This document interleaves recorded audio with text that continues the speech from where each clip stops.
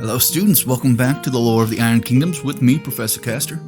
Today we're actually going to be doing a little overview of the warriors of the Circle Orboros. And of course we are going to be going just over the lore. We will be getting into the actual units and solos and characters in these particular warrior models the following weeks as we go along, just because there are so many warriors that fight for Circle Orboros that is going to take us a while, and we have to go through each of their particular, well, types. And when I say types, of course, I'm talking about the Wolfsworn, the Tharn, and Black-clad General models as well. And they do have some other variations that come in, so we'll probably, match all those guys up at the end with all the Black-clad types. So, before we begin, if you do enjoy this course, please like, subscribe, share, download, do all your normal stuff that you would normally do, and let your friends and fellow gamers know about this particular series as well, just so we can keep this steam train rolling. And another thank you to Privateer Press for letting us read their phenomenal lore, as always. And let's begin. Warriors of the Circle Orboros. The Druids of the Circle Orboros can call upon a diverse fighting force in times of need, one that is vastly different than those of their enemies, yet no less capable. Their martial forces are composed of low-ranking druids, numerous warrior families that have served the druids for generations, and various savage people throughout Western Nemorin, with whom they have developed long-standing relationships. These groups, though not as numerous as many of the Circle's enemies, make up their numbers with skill of arms, hit-and-run tactics, and deep knowledge of the wilderness, and fierce devotion to the Druids' causes. Wolfsworn tribes. At the center of the Circle's fighting forces are the packs of Wolfsworn, clad in armor and draped with wolf skin. These toughened wilderness warriors are drawn from families in isolated villages within the wild places of Western Nemorin, who owe the fealty to the Circle Orboros. The Wolfsworn are greatly feared by their foes, for they are adept at hunting and slaying enemies of the Circle. The Wolfsworn have ancient traditions of service to the Druids of the Circle, and in return the Druids protect and shelter their families in the remote and clannish wilderness communities. This loyalty is partly payment for services rendered, but the arrangement also affords the Circle access to and influence over the certain bloodline in which the wildling is particularly strong, in the hopes of recruiting fresh blood into their order. Traditionally, the Wolfsworn have served the Druids of the Circle out of loyalty and time-honored oaths handed down over generations. However, in order to join the ranks of their brethren, all Wolfsworn warriors must demonstrate skill at arms and the ability to survive in hostile wilds. Some of the spearmen and reeves among the Wolfsworn are more mercenary and less committed to the cause, but all must obey Blackclads. Although the majority of Wolfsworn are ordinary humans, a number of isolated tribes have consented to undergo transformative rituals that forever change them, altering their forms and allowing them to enter into a deep communion with their totem animal. These warriors, known as Warpborn Skinwalkers, are among the most dedicated Devour worshippers among the Wolfsworn. Tribes who volunteer to undergo the transformation are typically descendants of the bloodline tracing back to the time of Mulgar. In past generations, the first of these tribes adorned themselves with clothing fashioned from the skin of predators, in the belief that doing so would bestow upon them a measure of the beast's power, and they see the transformation as a fulfillment of beliefs from these ancient times. Skinwalkers do not succumb to the madness that affects warpwolves.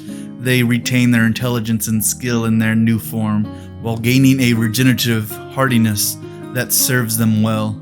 They are among the most resilient and implacable of the Circle's defenders. Skinwalkers who are not in combat appear as normal humans do during the day, but transform at night. They keep to remote villages where only the Wolfsworn dwell. I suppose that does make sense, because werewolf-looking guys in the middle of a modern city would be a big problem for the Wolfsworn's secretness. Let's move on. Tharn Tuaths. After the Wolfsworn, the next most important allies to the Blackclads are the Tharn, fierce barbarians clinging to the way of life that has otherwise long since vanished from the world. While the Blackclads deliberately established the Wolfsworns to serve their needs, the Order's close ties with the Tharn are different. Tharn have known and cooperated with the Blackclads for many generations, viewing them as wilderness prophets, and emissaries of the Devour Wurm, their god. However, these ties have become far stronger in recent times. Several decades ago, a ranking blackclad Morvana, the Autumn Blade, released the Tharn from their dire effects of these terrible curse known as the 10 Ills, which had otherwise threatened their extinction. This boon reinforced their loyalty not only to her, but also to the entire order. Additionally, the Tharn are a savage people, and the constant opportunity for bloodshed provided to them by the Circle is more than enough motivation for them to join the Druids in battle. These tribes do not see their involvement in the wars of the Druids as exploitive. They gladly give their lives to slay the enemies of the Circle Orboros. All Tharn can effect a terrifying transformation that instills their body with the strength, speed, and appearance of a savage predator. Only loosely organized, these warriors generally operate at a tribal level in battle, where their strength and speed adds a terrific might to any Circle fighting force they support. And I've seen these guys quite a bit, and they look human from far back, but the moment you guys get pretty close to these, the human kind of stretches its meaning a little bit. And in the following courses going over the Tharn, you'll see that in all its glory. Well, let's move on. Those called to battle. The Wolfsworn and Tharn tribes stand ready to answer the summons of blackclads at any moment's notice. All the fighting men and women of the village keep their traditional armor and weapons close at hand. When called to battle, they must be ready to travel to sites throughout Western Imoran.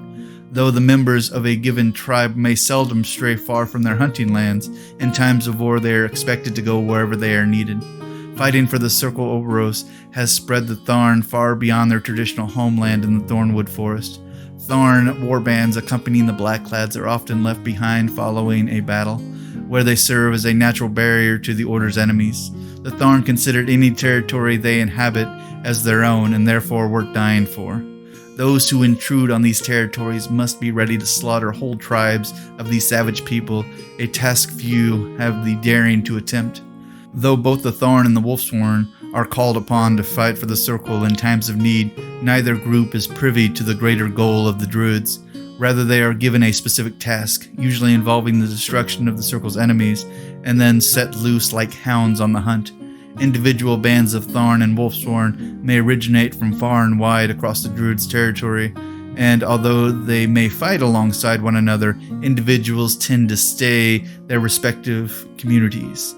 This gives Circle armies a very scattered and disjointed organization compared to many of their enemies. Instead of facing arrayed ranks and formations, enemies of the Circle confront a savage horde of fearsome warriors, many of them taking on horrific and bestial forms, flowing across the battlefield like a living thing. And yeah, these guys, there's not really any rhyme or reason to most of the units or most of the fighting force warriors of these guys. When they come at you, they're coming at you from every direction, and most of the time it's surprising. With most of the more modern groups, you can cut off train lanes, you can come up with strategies to take them on because supply lines are a thing, but with Circle, that has never been something that's been accustomed. These guys are wild of the wild in the wild, and wild in the fights they do. So yeah, these guys are a perfect example of nature itself. But that would conclude just going over a quick overview of all the warrior classes of Circle that we're actually going to be going deep dives in. I'm going to be going over every Wolfsworn type in one video, every Tharn Tuath type in another video, and then we'll catch up whatever blackclads and unit types are left after that. And then that will complete everything we know about the Circle Orboros. But that will have to be next video since the class is getting close to being ended, and I don't really have any other readings I got to do today. So, as always, please like, subscribe, let your friends and fellow gamers know so we can keep this steam train rolling. And another thank you to Privateer Press for letting us read their phenomenal lore. And as always, thank you guys for listening, and class dismissed.